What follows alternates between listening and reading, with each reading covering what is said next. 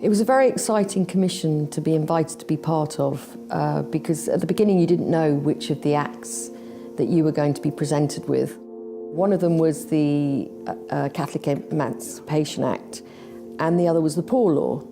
And I didn't really think there was any links. And within about half an hour of really starting to investigate the two acts, I realised that they were completely intertwined. And that fascinated me. The Catholic Emancipation Act was 1829 and Pope Pius came into position in the same year. And I was really fascinated without all the internet and TV stations. Did anybody know about that? You know, were there messages coming from Italy to say, oh, they've got a new Pope? So it seemed quite strange putting him particularly in the painting, except that for me it felt really relevant. The reason there are different birds was sort of a reference to Victoriana and even before that, partly because they show freedom or birds being caged or birds being free, but also the different species of birds represents the different individuals within the society, the different religions that needed to be represented within Parliament. So it was a sort of way of showing that we're all different, but actually we're all part of the same thing. We're all humans or we're all birds, but we're all slightly different. When I first set out to create the painting for the Poor Law, I imagined that it was going to be very full and very complex with lots of different narrative and elements in it.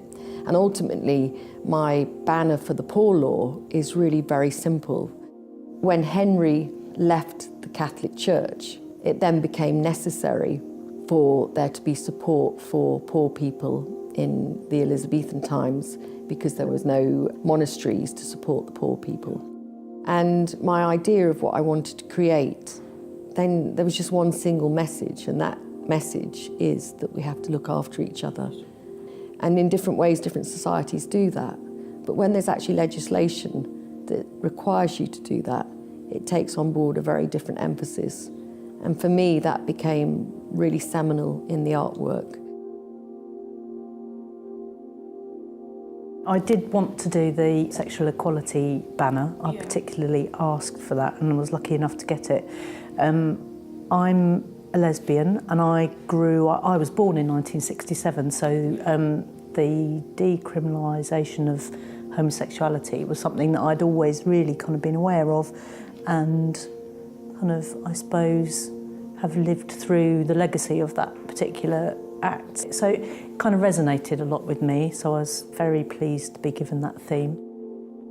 The rainbow ribbon that goes top to bottom on my banner about sexual equality is really symbolic of the rainbow flag that is a sort of a recognised symbol of gay rights and equality. And I wanted to use it as a device to kind of link all of the various portraits together.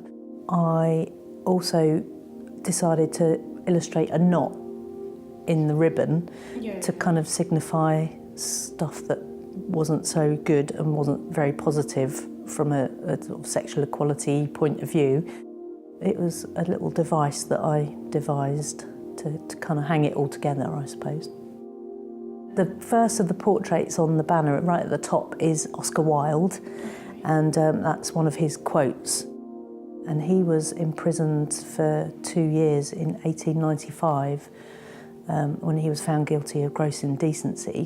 When he was released from prison, he never really worked to his full potential again, and he died not long after he was released from prison. So that quote, I think, is quite poignant in regard to his story.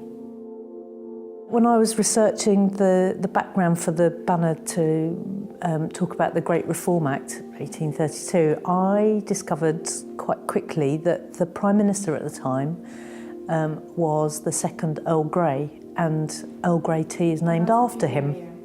So I was quite fascinated by that, and I thought that was quite a nice little link, really. And previously in my work, I've used things that are related to the medium in which I'm working. So it wasn't that big a leap for me to decide then to try and work in tea, and brewed some very strong tea and used that instead of paint. So the banner is actually painted in Earl Grey tea. And he's holding a ballot paper. It was the first in a sort of long series of reforms that ultimately gave us the secret ballot that we have today. So I thought it was worth kind of putting on there as maybe as a talking point. And that also references all the hands up at the bottom of the banner, which is how you used to have to vote. You used to literally put your hand up, and quite often in front of your landlord and employer. So it was a little bit intimidating potentially.